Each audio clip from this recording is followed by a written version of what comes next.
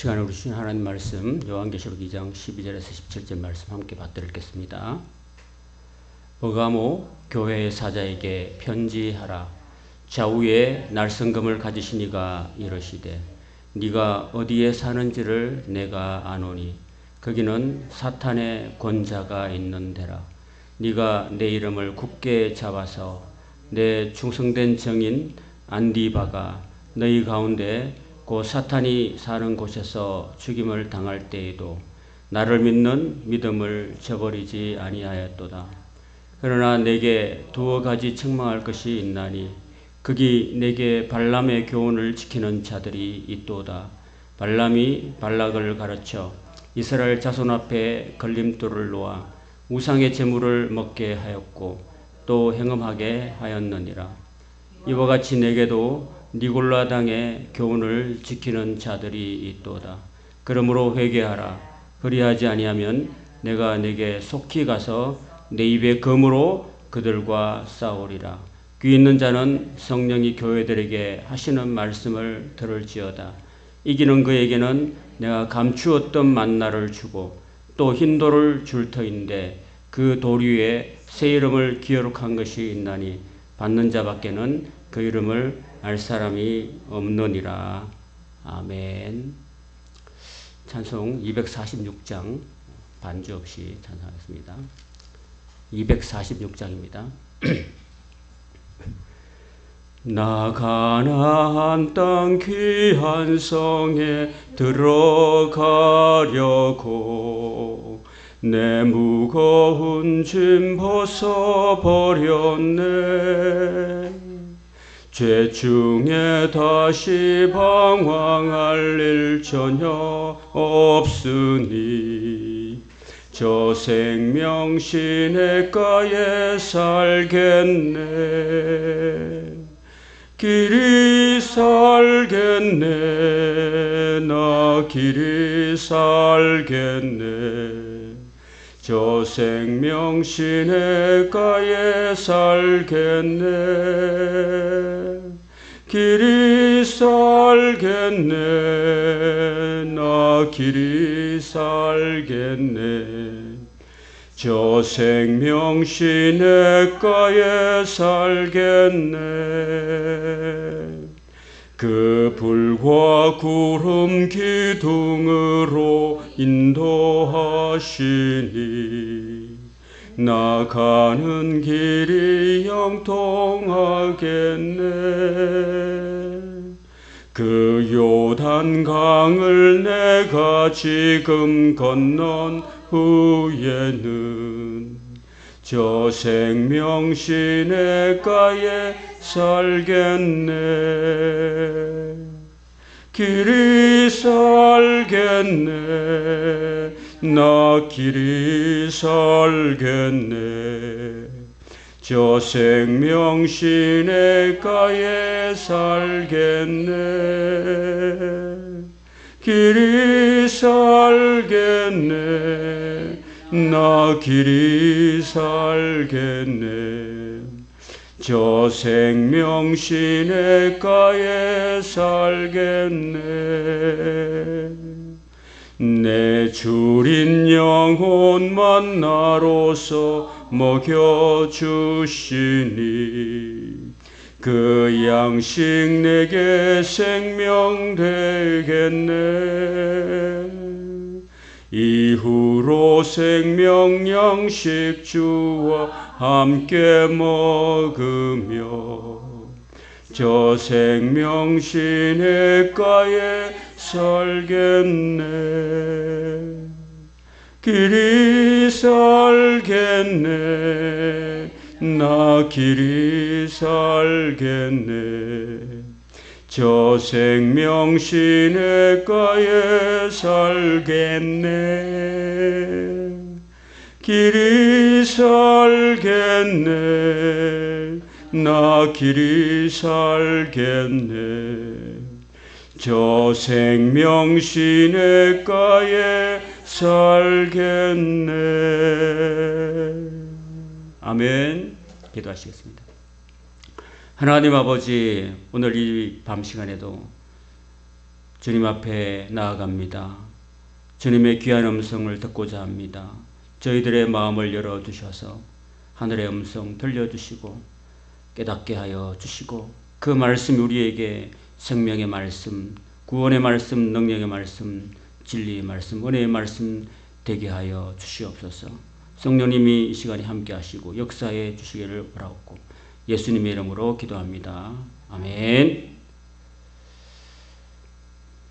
제목 같이 한번 읽어보겠습니다. 감추었던 만나와 흰 돌. 오늘 세 번째 교회 버가모 교회에 대해서 우리가 한번 살펴보고 오늘 우리에게는 어떤 메시지가 들려지는가 하는 것을 잘 한번 기도 한번 듣고 우리가 이 감추었던 만나, 특별히 이 페르가마라는 이 교회에 주신 귀한 은혜, 정말 이 감추었던 만나가 도대체 무엇이고 흰돌은 무엇일까? 내가 받아야 될 감추었던 만나가 뭘까? 내가 받아야 할 흰돌은 뭘까? 하는 것들 우리가 한번 생각해보고 정말 은혜 받는 시간 되시기를 바랍니다. 자, 12절 다시 한번 읽어봅시다. 시작. 버가모 교회 사자에게 편지하라. 좌우에 날성금을 가지신 이가 이르시되. 그렇습니다.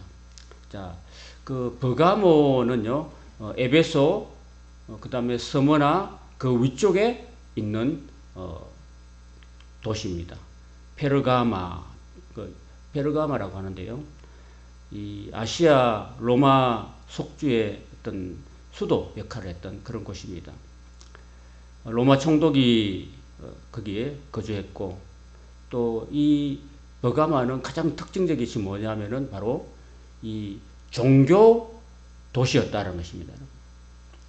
여기에는요, 그때 당시에 그 옛날에 있었던 초대 아우구스투스 옥타비아누스 황제에게 봉헌된 그 황제 숭배 신전이 그게 딱 버티고 있었고요. 그 다음에 아스클레피우스라는 그 치료의 신. 아스클레피우스 뭐냐면 뭐 구렁이에요. 구렁이, 뱀. 여러분 그 의대에 가면은요, 의학의 아버지라고 할 수 있는 히포크라테스가요, 바로 이 버가모의 출신이라고 이야기합니다. 그리고 이 버가모는요, 여기 오늘 성경에 보면요, 여기는 네가 어디에 사는지를 내가 안다고 예수님 말씀하시는데, 그러면 사실 말씀이 거기는 그 페르가마라는 지역은 사탄의 권자가 있는 데라고 이야기하고 있습니다. 사탄의 권자가 있다고 그래요. 여러분, 권자는 보좌거든요. 그러면 하나님의 보좌가 있죠. 그죠? 하나님의 보좌가 있는 반면에 사탄도 권자가 있다라는 이야기를 하고 있어요. 사탄이 딱 틀을 잡고 딱 이렇게 터줏대감을 하고 있는 그 지역이 바로 이 버가모라는 지역이라는 것입니다. 그러니까 사탄이 딱 틀을 잡고 있으니까 그 온 도시가 어떤 도시가 될까요? 종교적으로 완전히 우상을 숭배하는 만국의 우상이 다 모여있는 그런 도시라고 할 수 있겠습니다, 여러분. 자, 그런 곳이 좀 살만한 도시일까요? 어떨까요? 영적으로. 온통 뭐 가는 곳마다 무당집이 있고 온통 절간이 있고 정말 교회는 찾아볼 곳이 없는 그 영적으로 말하면 정말로 혼미한 그런 도시가 바로 이 곳이라는 것입니다. 사탄이 딱 버티고 있는 곳이. 여러분 그 사람이 저희도 보면요, 어떤 지역에 우리가 어디에 사는 게 중요한데 제 경험상으로는 그래요. 어떤 사람이 교회 생활을 하다가 그 절간역으로 이사를 와버렸어요. 그 신앙생활 잘 될까요? 하면서 우리 교회에 한번 이렇게 여기 건입동에 사시다가 도남동으로 이사 가신 분이 한 집사님 계세요. 도남동에 이사 가셨는데 거기 아들이 사는데 그 아들이 사는 곳으로 같이 들어가서 사시는데 바로 그 집 앞에 커다란 절이 하나 있어요. 절간. 그러니까 날마다 뭐 목탁 치고 연불하고 그런 곳이었거든요. 그 제가 딱 봤을 때 이게 영적으로 너무 이거 힘들 곳인 거다 하는 것을 딱 느꼈어요. 그러니까 그분이 신앙생활을 잘 하실까요? 못 하실까요? 영적으로. 굉장히 힘들겠죠. 그죠? 그리고 저희 누님 이야기인데 대구에 대구 제일교회라고 있어요. 대구에서 가장 큰 오래되고 가장 거기 살다 그 옆에 살다가 이제 다시 다른 지역으로 갔어요. 제가 저 어머니 근방 사는 거 그러니까 가니까 거기 뭐 문씨 문중이 있어요. 문중 그 문중에 막 거기 재단 있잖아요. 거기 문중 제사 드리는 곳 바로 옆에다가 그 살았어.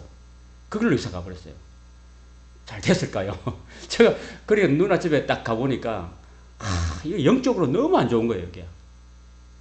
그러니까 완전히 그러니까 그 이후로 저희 누나의 삶이 막 피폐해지기 시작하더라고요. 그러니까 우리가 어디에 사는가가 중요한 거죠. 예수님이 오늘 보세요. 13절에 한번 읽고 13절 보시면요. 네가 어디에 사는지를 내가 아노니 거기는 사탄의 권자가 있는 데라 이렇게 이야기하시는 거죠. 맞죠? 그러니까 우리가 어디에 사는가 중요한 거예요. 사실은. 그래 이 사탄의 권자가 있는 곳에 그러면 우리 살기는 살고 거기 그러면 교회가 있어야 돼요? 없어야 돼요? 그런 곳에도 교회는 세워져야 되는 거죠. 그죠? 아무리 무당집이 많고 해로도. 그러니까 그 대신에 그곳에는요, 자, 사탄의 권자가 있으니까 신앙생활 하기가 보통 일이 아니에요. 정말 힘들어요. 그런데도 불구하고 거기 아까 제가 말했잖아요. 그 아우구스트 옥타비아누스 황제의 신전이 가장 도시 중앙에 딱 버티고 있고 그리고 많은 우상 잡신들, 치료의 신, 뱀의 신 이런 것들이 다 모여 있는 그런 곳에서 정말 이 신앙생활 한다는 게 절대 쉽지 않다. 그럼에도 불구하고 여기 보면 내 충성된 정인 안디바가 너희 가운데 곧 사탄이 사는 곳에서 죽임을 당했다는 이야기를 하고 있습니다. 왜 죽임을 당했을까요? 그러니까 그 지역에 살면은 누구든지 황제를 숭배해라 라고 말하겠죠. 황제 숭배 안 하면 안 되겠죠. 그런데 그 중에 안디바라는 사람이 황제 숭배를 안 했기 때문에 잡혀갔겠죠. 그죠? 잡혀가서 계속 고문을 당했죠. 너 황제 숭배해라. 그럼 네 산다. 너 예수님 그 거부해라. 예수님의 이름을 짓밟고 성령을 귀신이라 이야기하고 가짜로 이야기하고 황제를 최고로 예고하고 그 앞에 머리 숙이고 절해라 하는 식으로 자꾸 이렇게 압박을 받는데도 불구하고 끝내 이 회유를 받지 않고 나는 하나님의 자녀다. 나는 예수 그리스도 말만 구원받은 나는 백성이다. 하나님의 종이다. 나는 결코 우상신에게 나는 절할 수 없다. 라고 버티다가 이 충성된 정인 안디바가 죽임을 당했다라는 이야기입니다. 그러면서 죽임을 당하는 가운데서도 예수를 믿는 믿음을 저버리지 않았다는 거예요, 여러분. 대단하지 않습니까? 그래서 이걸 지금 예수님이 칭찬하고 계시요, 책망하고 계십니까, 지금? 칭찬하고 있죠, 그죠? 그러니까 우리는 이 세상 속에서 참 믿지 않는 사람들 가운데 살면서도 우리는 끝까지 우리의 믿음을 끝까지 지켜나가야 된다. 순교하기까지도, 죽기까지도 우리는 예수님을 믿는 믿음을 절대로 포기하거나 저버리면 안 된다라는 이야기를 예수님이 하고 계시는 거죠. 자, 그런 반면에 또 너희한테 두 가지 책망할 것이 있다라고 이야기합니다. 자, 그렇게 우상이 가득하고 사탄이 지배하는 그런 도시에서 그럼 사람들이 복음을 듣고서 예수를 믿고 그 지역에 오래전부터 살고 있었는데 그럼 교회를 나가는데 그 먹고 살 길이 없는 거예요, 사실은. 먹고 살 길이 없으면 어떻게 하면 이 지역에서 여러분 먹고 살 수 있을까요? 그 모든 지역들이 그죠? 다 이런 초대교회에 어떤 우상을 숭배한다든지 황제 숭배하지 않으면 모든 경제적인 불이익을 가하게 되는 거죠. 그러니까 어떤 상거래를 할 수 없고 어떤 공장에 취직을 할 수 없고 직장을 얻을 수 없고 그런 모든 경제적인 불이익들이 다 주어지는 거예요. 그럼 얘가 예수 믿고 제대로 믿음 생활을 하려면은 먹고 살 길이 막막한 거예요, 여러분. 그럼 어떻게 해야 될까요? 내가 먹고 살기 위해서는 어떻게 해야 되고? 우상을 숭배할 수밖에 없는 거예요, 여러분. 그들이 섬기는 신전에 가서 우상을 섬기고 우상의 재물을 먹고 또 신전 모든 행위를 해야 될 수밖에 없는 그런 상황인 거예요. 먹고 살기 위해서는. 그래서 이 14절의 말씀이 그런 배경을 두고 하시는 말씀이에요. 책망한다. 예수님 책망하시는데 내게 발람의 교훈을 지키는 자들이 있다라고 이야기합니다. 발람의 이야기는요, 구약의 민수기에 등장하는 거예요. 민수기에 등장하는 이야기인데, 그 모압왕 발락이라는 왕이 이스라엘 백성들이 그 수많은 떼들이 그냥 떼를 지어서 오고 있으니까 이제 모압 땅에 도착했어요. 도착하니까 어떻게 하든지 이 이스라엘 백성들을 저주해가지고 멸망시키려고 했던 그런 마음을 모압왕 발락이 가졌는데, 그렇게 할 수 있는 방법을 곰곰이 생각해 보니까 어떤 영험한 선지자, 영험한 점쟁이를 불러가지고 저주할 수밖에 없는 거예요, 여러분. 저주할 수 있는 그 방법밖에 없는 거예요, 방법이. 그래서 발람을 불렀어요.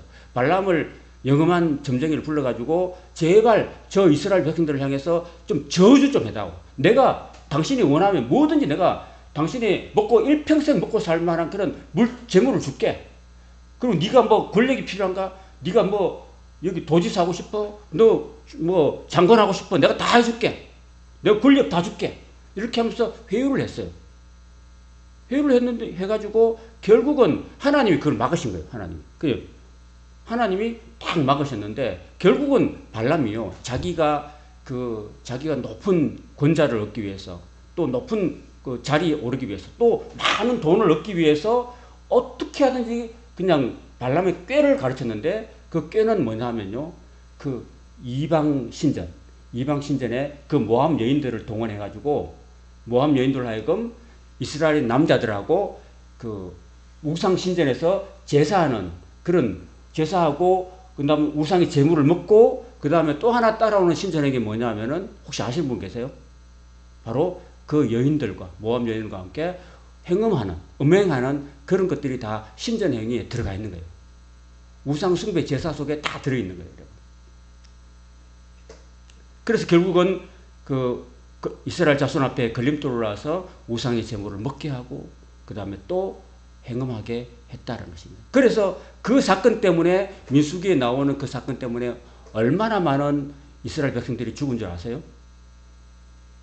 하루에 24,000명이라는 사람이 하나님의 진노를 받아서 죽었다는 것입니다. 이게 구약시대 때, 모세시대 때 일어났던 일을요, 그게 1000년이 지나고 2000년이 지난 그 사이에 수많은 세월을 하면서 신약 성경에 바울이 이야기합니다. 그들이 행음함으로써, 우상숭배함으로써 그들이 하루에 24,000명이 죽지 않았냐. 그들의 이 나쁜 짓을 거울 삼아서 너희들은 그런 나쁜 짓을 하지 말라고 사도 바울이 권고하고 있다는 것입니다. 이와 같이 내게도 니골라당의 교훈을 지키는 자들이 있다. 니골라당, 사실은 여러분, 니골라가 누군지 아세요? 사도행전 7장에 보면요, 그 사도들이 이렇게 하나님 말씀을 전하는 걸 제쳐놓고 그 헬라파 과부하고 히브리파 과부를 구제하고 이렇게 하는 일에 막 집중하니까 도무지 하나님 말씀을 온전히 전할 수가 없었던 그런 상황이 되었어요. 성도들은 막 계속 늘어나는데, 그래서 이거를 사도들이 감당할 수 없겠다라고 해가지고 일꾼들을 세웠어요. 7 일꾼들을 세워가지고 그 중에 한 사람이 바로 누굴까요? 이 니골라라는 사람을 세운 거예요. 그래서 처음에는 하나님 앞에 정말 탁 세운 그런 훌륭한 분인데, 나중에는 이 니골라라는 사람이 변질돼버린 거예요. 믿음이 변질돼가지고 바로 아까 그 우상을 섬기는 그런 일들을 허용하고 행음하는 것을 용납해버리는, 괜찮다. 우리는 구원받았으니까, 우리 한번 구원받았으니까 이제는 구원은 없어지지 않아. 대신에 우리가 먹고 살기 위해서는 우리가 그 버가모 지역처럼 이 지역에 살아야 되는데, 먹고 살기 위해서는 어차피 신전행위에 동참하고 그렇게 우상의 제물을 먹고 또 여자들과 행음하고 하는 그 신전행위를 할 수밖에 없다. 이건 어쩔 수 없는 일이다라고 가르쳤던 그 교훈이 바로 니골라당의 교훈이라는 겁니다. 자, 제가 한번 질문해 볼게요. 그런 연관해가지고. 자, 그러면 오늘 우리가 교회를 다녀요. 자, 예수를 믿으면 구원받아요, 못 받아요? 대답 좀 해보시오. 받아요, 못 받아요? 받죠? 그럼 받으면은, 그러면 이제 우리가 살 때도 거룩하게 살아야 돼요? 안 살아야 돼요? 거룩하게 살아야 되죠. 근데 만약에 살 길이 없다 그러면 우리가 술집에 가서 그냥 뭐 이런 일을 해도 될까요? 내가 할 수 있는 일이 뭐 술 따라주고 뭐 이렇게 접대하고 이런 것밖에 없어. 그렇다면 그게 과연 정당화되고 합리화될 수 있을까요, 여러분? 좀 대답 좀 해보시오. 뭐 그걸 한다고 해서 지옥 간다라고 저거는 할 수는 없지만은 그래요.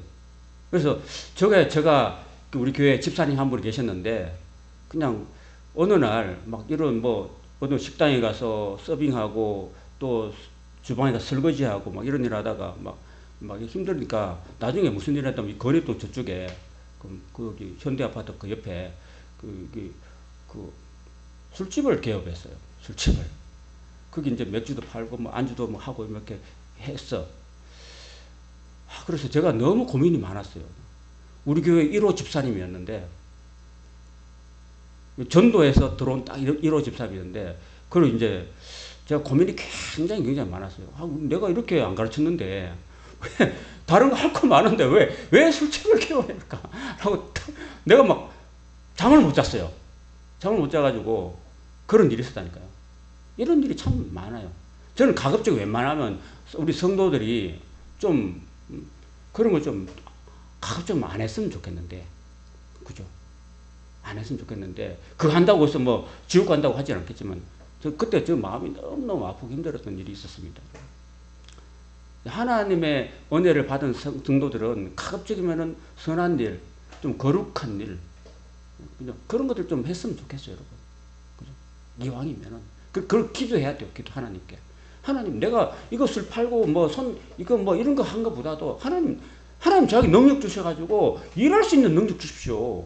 만약에 요즘은 워낙 교육이 잘 돼가지고 여러 가지 교육 시스템이 돼 있잖아요. 그죠? 뭐 바리스타라든지 제빵을 한다든지 여러 가지 많잖아요. 그 배워서 그 일을 하면 되는 거지. 난 아무 능력이 없어. 난 그냥 손님들 술 접대하고 술 따라주고 이런 것밖에 못해. 그러면 안 되는 거예요. 그거는 그릇보다 제가 그래요.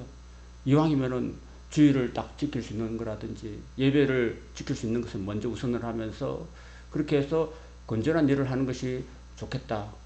기도하면 하나님 다 열어주시거든요. 기도 안 해서 그렇지. 기도하면 얼마든지 하나님이 직장의 문을 열어주시는군요.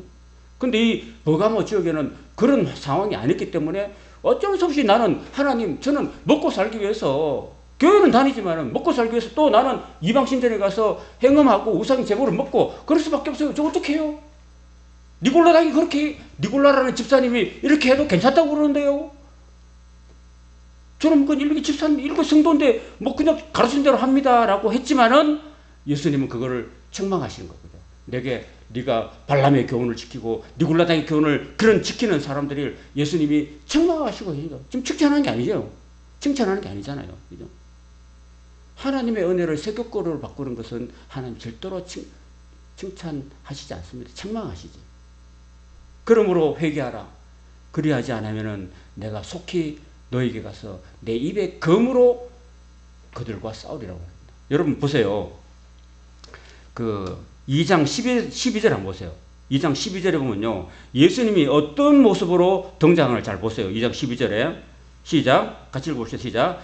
버가모 교회 사자에게 편지하라. 좌우에 날성금을 가지신 이가 이르시되 이렇게 돼 있죠. 그죠? 좌우에 날성금을 예수님이 손으로 들고 계시는가요? 아니에요. 1장에 보면요. 입에서 좌우의 금이 나온다고 그랬어요. 입에서. 예수님의 입에서 좌우의 날성금이 나와요. 1장 보세요. 자, 1장 보세요. 어디에? 1장 16절 한번 보십시오. 자, 시작. 1장 16절입니다. 시작. 그의 발은 아닙니다. 그의 오른손에 7별이 있고 그의 입에서 좌우에 날성금이 나온다 그랬죠. 그죠? 그럼 나중에요. 자, 보세요. 나중에 계시록 20장에 보면요. 사탄을 멸망시킬 때 마지막에 사탄을 멸망시키고 예수님이 어떻게 멸망시킨지 아세요? 사탄을 예수님이 어떻게 멸망시키냐면요. 입에서 좌우의 날성금이 나와가지고 사탄을 죽입니다. 근데 그 입에서 지금 버가모 교회에서 어떤 모습으로 예수님이 나오냐면요. 예수님의 입에서 좌우에 날성금을 가지신 이가 이러신대야. 그렇게 말씀하자고, 그죠? 그럼 그걸 잘 연결해 봐야 돼요. 그래서 다시 한번 돌아와서 보시면요. 그러므로 회개하라. 만약에 네가 발람의 교훈을 지키고 니골라의 교훈을 지켜가지고 그 우상 단지 도시에서 어쩔 수 없어. 나는 어쩔 수 없어. 자기를 합리화하고 우상의 재물을 먹고 그리고 여인들과 행음하고 이런 것들을 자기가 합리화하는 이걸 회개하지 않으면은 내가 속히 가서 내 입의 금으로 그들이 누굽니까? 교회 다니는데 우상 재물을 먹고 행음하는 그들, 그 세상 사람들이 아니에요. 그들이라는 것은 바로 우상 숭배하는 사람들, 행음하는 그들, 교인들하고 예수님이 싸운다는 이야기를 하고 있는 거예요. 그러면 예수님하고 싸워 이기겠어요? 지겠어요?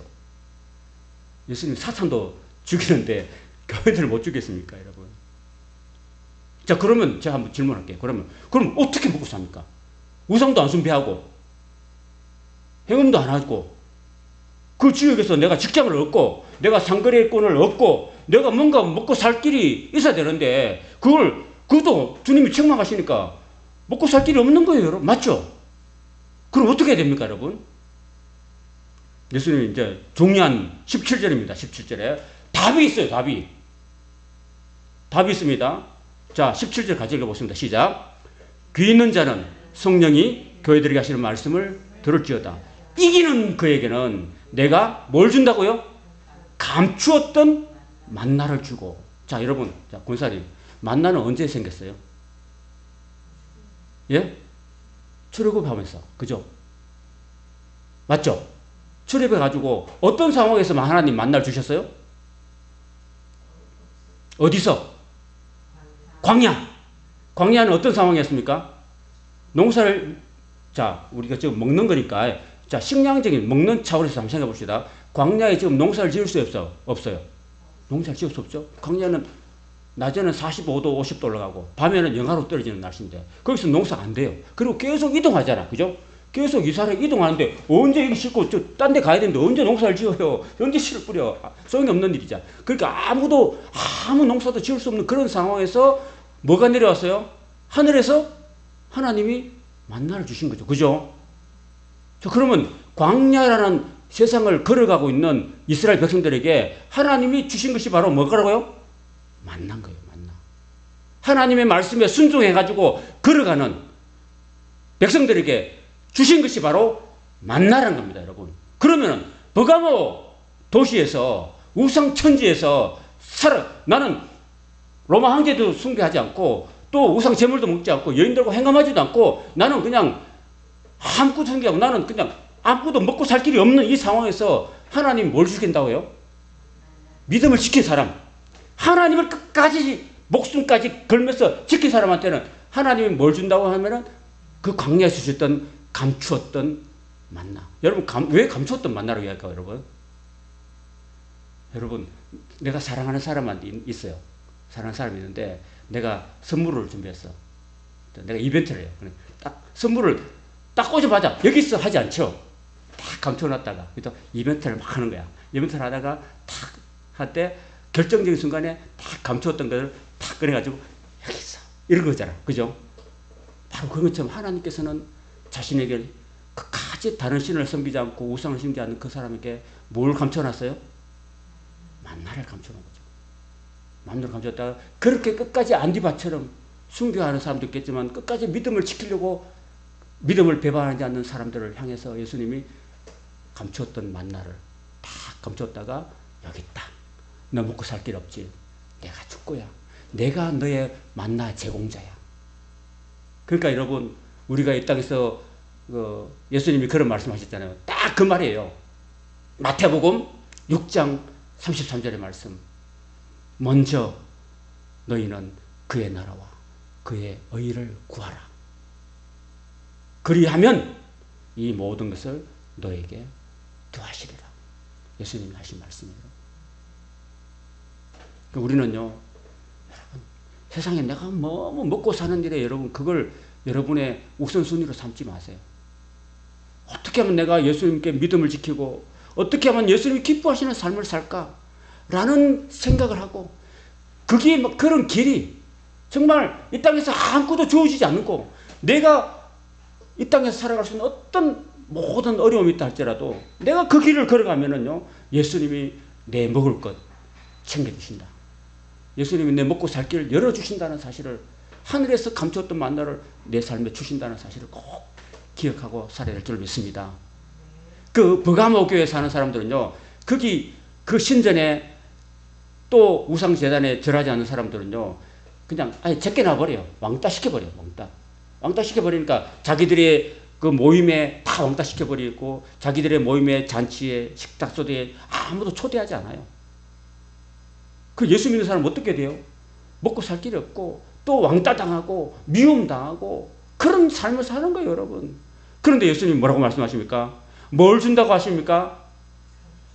감추었던 만나 말고 또 하나 더 있어.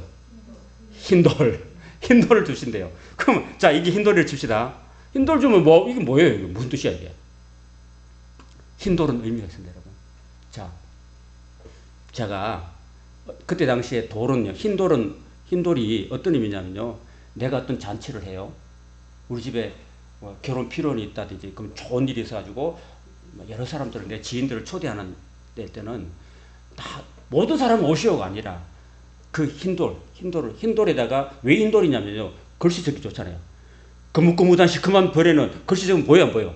안 보이죠? 그렇게 흰돌을 딱 잡아가지고, 거기다가 내가 김정호 딱 지어. 우리 딸이 결혼식 할 때, 피로회 넣을 때, 딱 내 이름을 딱 적은 걸 갖다가 그 초대자들에게 종들을 보내서 흰돌을 줘요. 그러면 그 받은 사람은 그 흰돌을, 이 김정호 목사가 큰딸 결혼식 할 때 내 잔치에 나를 초대했네 라고 흰돌을 받은 거예요. 그런데 여기서 주는 흰돌은 지금 잘 보세요. 여기 내가 라고 이야기하죠. 내가 감추었던 만나를 주고 있죠. 그 내가 누굴까요? 예수님이야, 예수님. 예수님이 감추었던 만나를 누구한테 준다고요? 믿음을 지켰던 사람한테. 그리고 또 뭘 준다고요? 흰돌을 준다는 거예요. 그럼 그 흰돌에는 예수님의 잔치에 초대하는 이름인데, 그 흰돌에는 뭐가 적혀있을까요? 초대자가 바로 누굴까요? 예수님이거든요. Jesus Christ. 예수 그리스도가 누구한테요? 그 믿음을 지켰던 사람한테 이 돌을, 초대장을 주는 거예요. 세상에서는 우리가 왕따 당하고 불신자들에게 정말 아무도 초대받지 못했지만은, 그래, 네가 땅에 살 때는 네가 그렇게 왕따 당하고 내 이름 때문에 네가 믿음을 저버리지 않고 목숨까지 바쳤구나. 그래, 좋아. 내가 너 이 땅에, 그 땅에 사는 동안에 내가 너 먹을 거 다 줄게. 그런 놀라운 은혜가 있다는 사실을 우리가 기억해야 되고, 그리고 또 하나는, 너 그 땅에서 아무도 잔치에 초대 못했지. 내가 영원한 하늘나라 잔치에, 어린 양의 혼인잔치에 너를 초대할게 라고 흰돌을 주신 거예요. 그 이름은요, 받은 사람 말고는 그 이름을 알 자가 없다. 그러니까 받은 사람은 아는 거예요. 그죠? 그걸 막 공명하는 게 아니에요. 그래서 우리가 이 세상 참 불신 가운데 살아도 우리는 꼭 이 말씀을 기억하시면서, 내가 예수 믿는 믿음을 자기 합리화하지 말고, 나는 어떤 일이 있더라도 나는 예수님 바라보고 살 거야. 먼저 나는 하나님의 나라와 그 일을 구하고 살 거야. 그러면 이 땅에 사는 동안에는 하나님이 우리에게 무엇을 먹을까, 무엇을 입을까, 어디에 살까, 어떻게 살까, 먹고 마시는 의식주 문제는 하나님이 다 해결해 주신다. 감췄던 만나를 내게 주신다는 사실을 꼭 믿으시고, 그 다음에 영원한 어린 양의 혼인잔치에, 천국잔치에 예수님의 이름을 적힌 그 흰돌을 내가 나한테 주신다. 성령을 통해서 내게 주신다는 사실을 기억하시고, 이 땅에서 같이 믿음을 지켜나가는, 이 땅에서 복을 누리고 주님과 깊은 교제를 누리고 영원한 하늘나라 잔치에 초대받아 들어가는 저와 여러분 되시기를 주님의 이름으로 축원합니다. 아멘.